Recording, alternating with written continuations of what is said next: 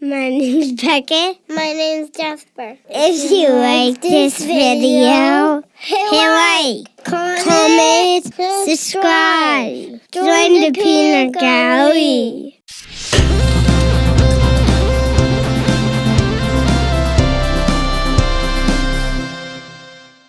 Hey, welcome to the Peanut Gallery. I'd like to welcome, as part of our Hometown Heroes series that we're doing, Ali Neville, Campbell. Yeah.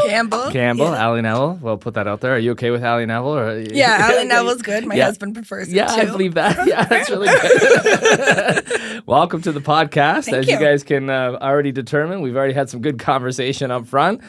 So we're warmed up and ready to go. But again, welcome. Appreciate you coming in and to share a little bit about your place and role and what you do in community and who you are, and we'll get a chance to get to know you. So we're going to start with a little bit of background. Can you share a little bit with us how your family ended up in the metropolitan mecca of Aylmer, and what the history is for you guys all coming here, and maybe we can begin there. Okay, so thank you for having me. I'm very excited to be here. My family has kind of always been in business in town. My dad's dad delivered eggs, and my other grandfather had a grocery store in town. My grandmother, my Nana, she would help run the corner cupboard. And then my parents got married in 1976 and started their store in 1976.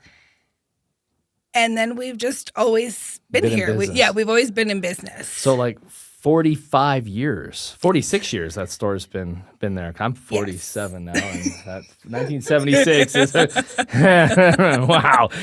So that's a long time. So you guys have been like in Aylmer, like you're as a family, as a heritage, as a history for a very long time. Very long time. Like, are you able to trace that back to when the first person decided to come to Aylmer, or does it go so far back that it's not even traceable? That'd be more of a question. Yeah, no, not for me. My dad might know that. Yeah, you said your nan would be sleeping right now. My Nana would be having a nap. Yeah, we're not going to make any phone calls to that. I won't call her. She won't answer. Okay, so you said your grandpa ran a grocery store in town. Yeah, so my papa, my mom's mom, he had IGA. Okay, and so IGA was his, and I don't even know what year that started. So long time ago. Long time ago. Many moons ago. You've been around for a long time. You know when it started. I know that store's been there ever since I've been around. So it's gone through some different iterations of store names. I wish I knew what day. But no, I don't know the date that the IGA. A long time.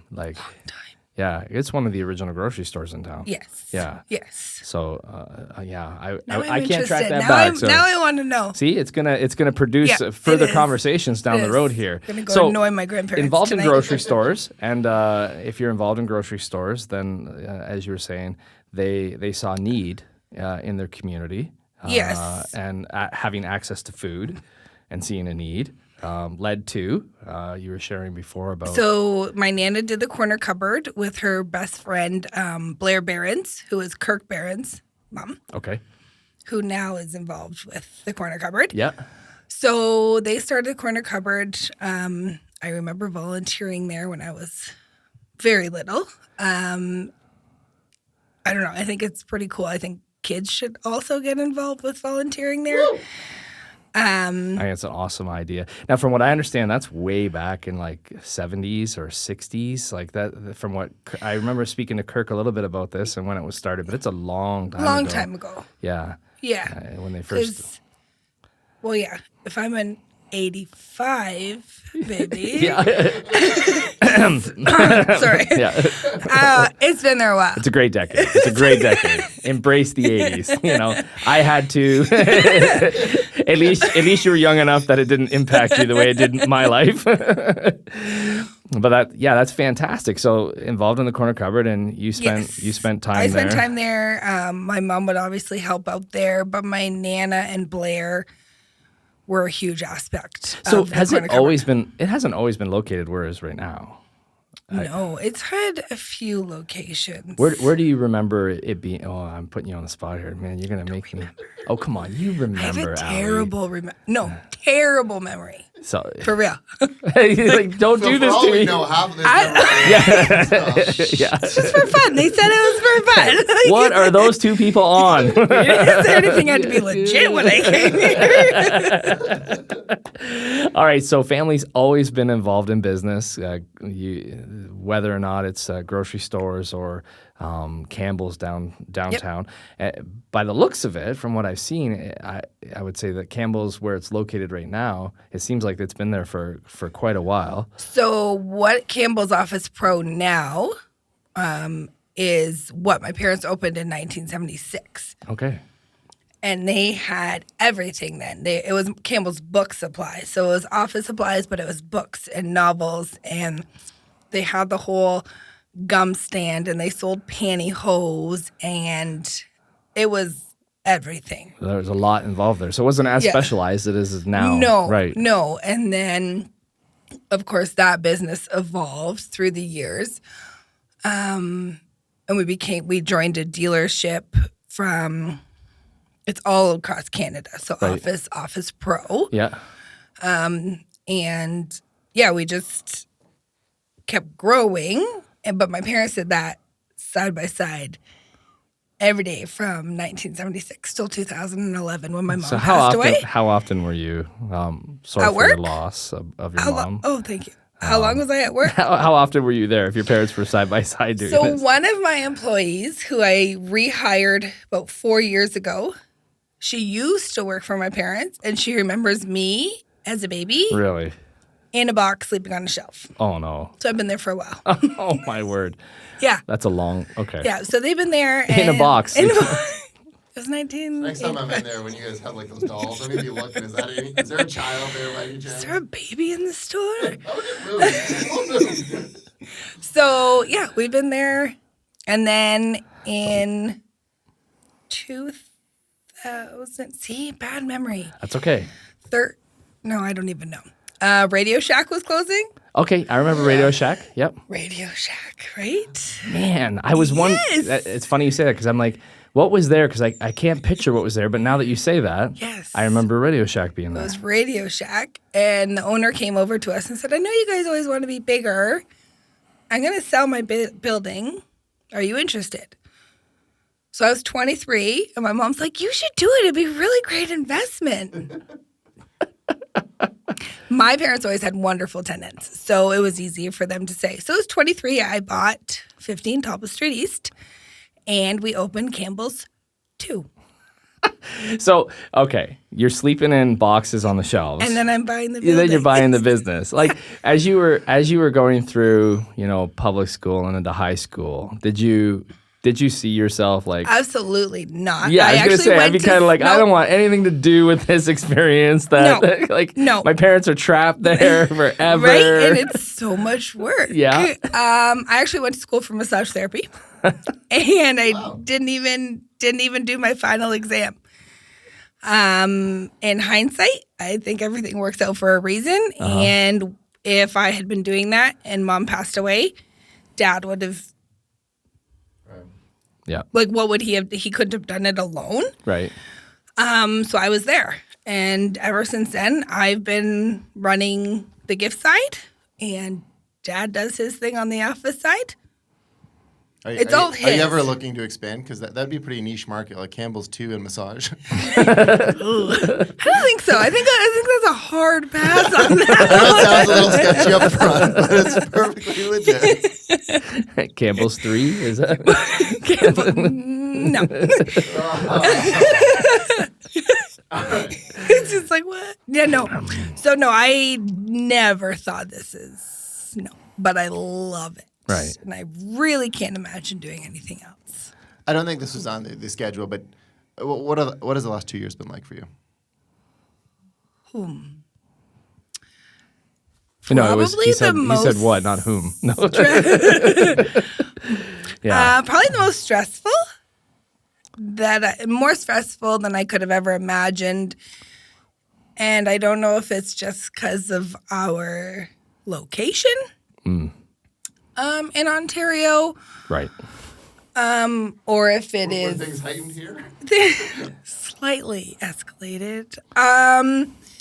But all in all, if I were to look at it, our community rallied for our small businesses.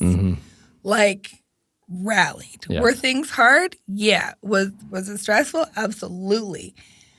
But what our community did for our businesses topped all of it. Yeah, like I remember you guys, all though. of You guys it. were pretty innovative. You guys tried really hard to reach out. I was so sick of pivoting. Oh, I believe you. Getting dizzy, guys. It was bad. We believe you. It was one of the things that we were like, okay, what's happening next?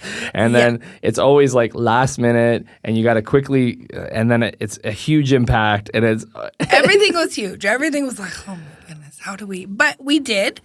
I just want to say up front, thank you for providing the services that you have over the past 2 years. Because as a husband, and you have bailed me out numerous times with making gifts accessible in a time where it was complicated to be able to do the necessary things to, not sleep on the couch. Still get Yes. acknowledge all of the times that we Right. need So to. thank you so You're very welcome. much. Thanks for supporting us. Really have appreciated it. But yeah, we tried to. We tried to make it all happen still. Yeah. Right? Like you had to. Like life was still happening. It was just happening at a different pace, right? We could tell it was more stressful too because there was a lot more swearing on your signs in the store. Which got purchased. There's a little bit of something for everyone in my store, I okay? just went in there with my kids a while ago, and you were in there. Yeah, I was slightly dying. melting when you were walking in with your kids. I was like, oh, Albert's in here now. Oh, you're so funny. There's like some people they walk in and you're like, this is the swearing section. And some people surprise you. I'm going right there. I'm like, okay. But yeah, we have a little bit for everything in our store. That's good. Yeah. Oh, it's been Yeah. fantastic. But no, it's been a hard 2 years, but I think there's also growth that happened that we didn't know could happen, and I'm grateful that it did. So being in business for so long as a family, and your dad, I mean, experience almost 50 years. What has he felt, or what has he seen from other business owners around him? Like, what does he say? So you guys probably don't know my father very well. He is a man of very few words, I've noticed when I go to the store. unless he's strongly has a strong opinion about it. He kind of Does just. that have to do with maybe some of the girls talking a lot in the family? Is that also maybe? I don't know what you're talking about. No idea what you're saying. I was going to say you take after your dad, but I mean, I do take after my dad in many ways, and maybe I just speak for him so often he doesn't have to have an opinion. Sorry. He actually has really just gone with, he does. That's just who he is. He is a wonderful man, and he just kind of goes with the flow. He kind of calms me. My dad can calm me at work or just let me go off, and that's also what my husband does at home. I can get very excited and very worked up, and surrounded they by just, good people. That's good. yes, and they just let me, Oh, that's so awesome. he hasn't shared much. He's been disappointed in some things that have happened. Yeah.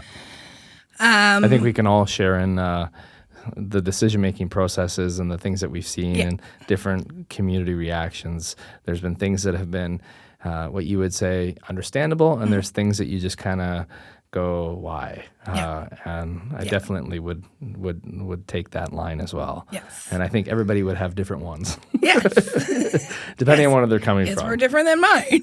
So, but no, All right. he hasn't shared.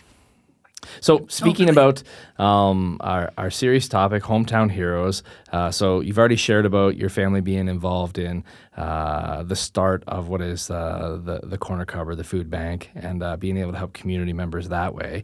But something that you're involved with right now, and that you've been involved with for a number of years, probably, again, goes pretty far back to what you remember, has been doing toys around Christmas time for teenagers.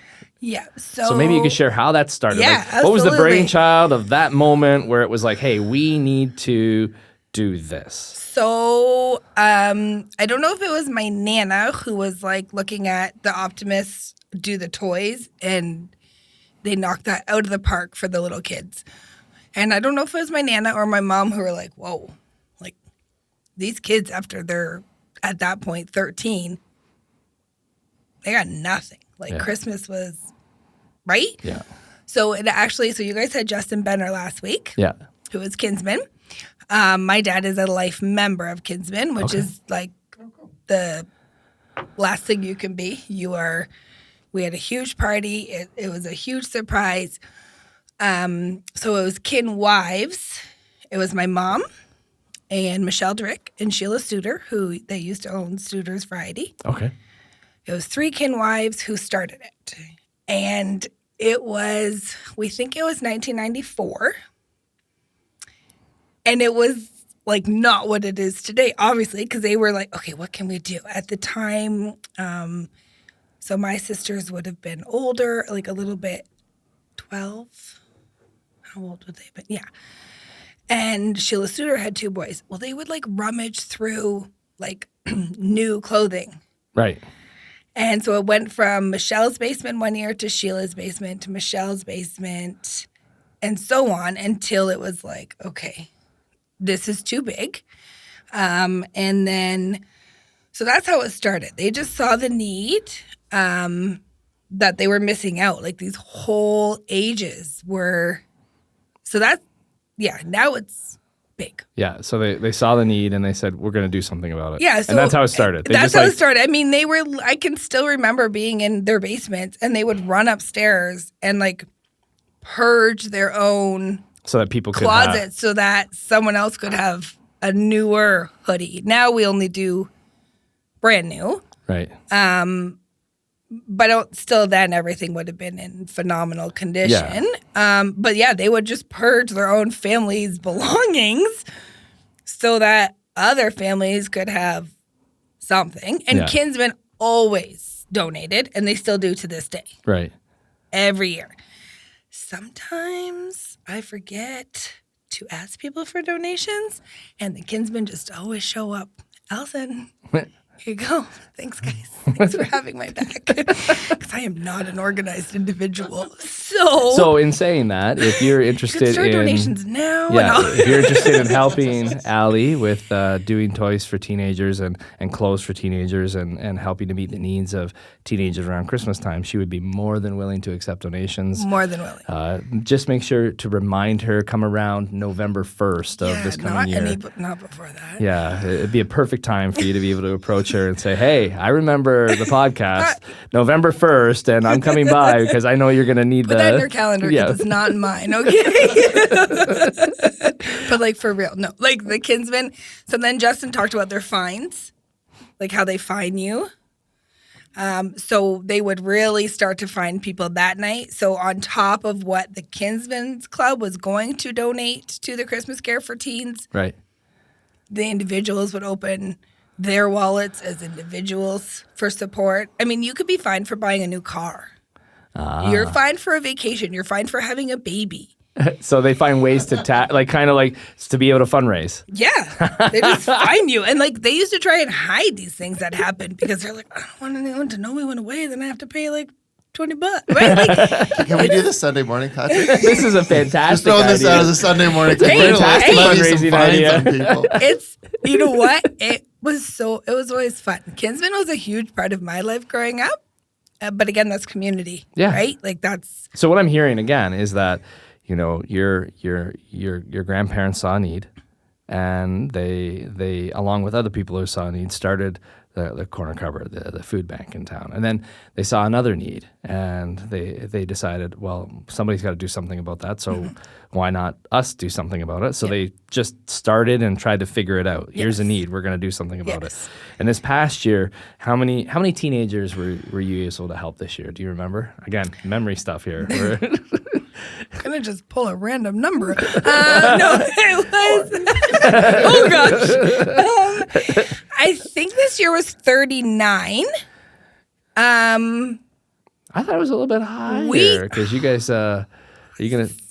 I don't know. Was it? You were telling me. My phone. You tell me that you found some additional. Well, we did find additional. We did have a family reach out and on behalf of like a niece, and they just said like they didn't register because of pride.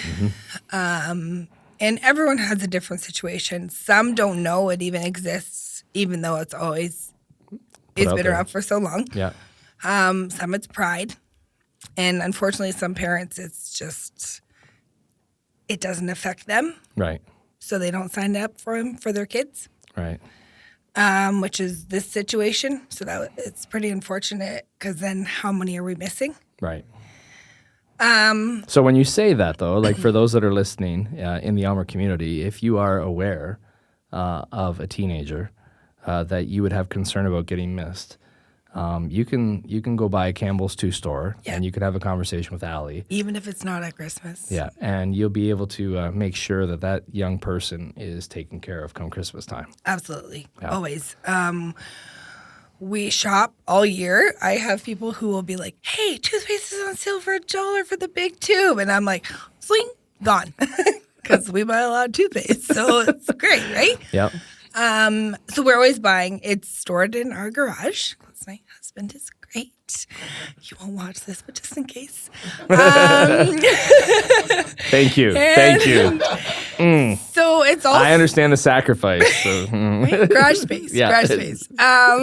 So we store it, and I mean, if there was ever anyone who needed something, whenever. So each teen gets a liter bottle of shampoo, a liter bottle of conditioner, 2 toothbrush, a toothpaste, deodorant, gum, socks, hats, mitts, scarves. Last year, we started doing hoodies because we had enough money from last year. I use my suppliers now and order hats and mitts because they're great quality and a better price.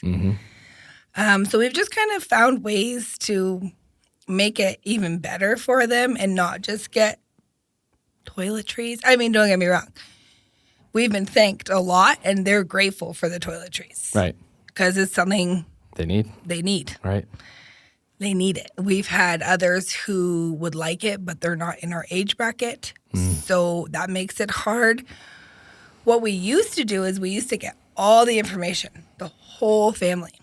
And if there was a 19-year-old or a 20-year-old and they were the oldest in the family, well, we're going to pack a bag for them because that's why we're doing it. We're not doing it for any other reason than they need it. Right. And we want them to have it. So, and if there is a single mom would get something. Right. Right? Like taking care of people. Yeah. Like with no we're limit. in it with all of our hearts. Right. All of it. So it just grows every year. We give everyone something fun. My daughter now helps pack and loves it. And I love is that. A Spitfire, and she loves it. Oh, she loves it so much. So who does she take after? Oh, her father for sure.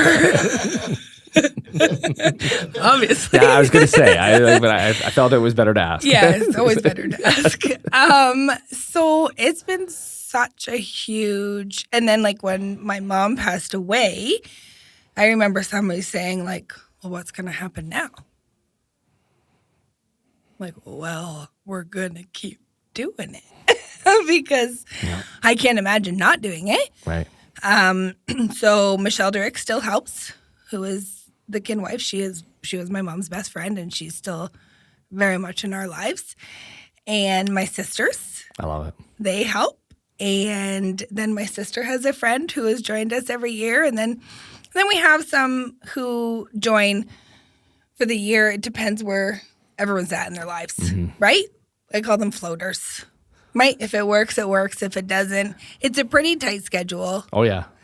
Right? It's pretty a tight yeah. turnaround. It's like, here's your numbers. Now go shop for 39. Yeah. 39 confidently. That's a crack at me. 39. It's a crack at me. We're gonna work on some things as I've been sharing with you. Timeline could be one of those things. Yeah, and then it's like, hey, go shop, and it just takes over, the next week, and it's fine. I love it. It's actually probably one of my most favorite things of the entire year. We're a big Christmas family.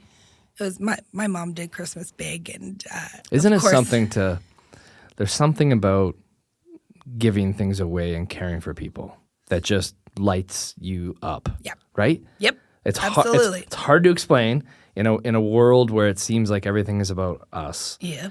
And then when you start giving things away and you take a different approach, I don't know what compares to that. Like, it's a pretty crazy feeling. Mm-hmm. I would give 100 times over again before receiving. It's just it's a whole different feeling. Yeah. And I love it. Yeah, I can it. tell. Love it. Wow, and So- since you guys are both about giving, and I got a few projects I'm working on. Like, you want advice?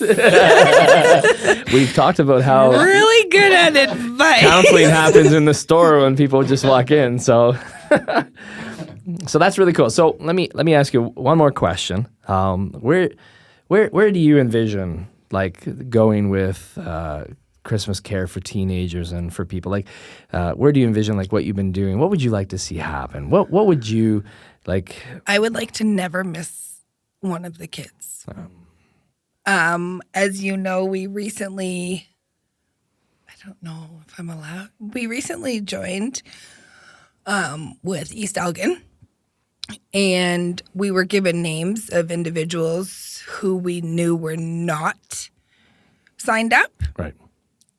And I mean, that number was huge. Mm-hmm. Huge that they needed it. So yes, you are correct. It was more than 39, but 39 through that. Look at him. He's like, I'm gonna pull the information out one way or another because I don't think it's bad. I think I don't have access to that. That's not fair. We're not playing on a level yeah, playing but field here. you Listen, told me this when information. you've been around as long as Patrick, you know things. Right. True. No, but what I think the point is that you're not looking to have anybody limited. You want everybody to be taken care of. Yes, and I want everyone to have something on, not even just Christmas morning. I just want people to be taken care of. Right. And part of this is getting the word out to people that this is something that happens in our community and people need to be aware of it.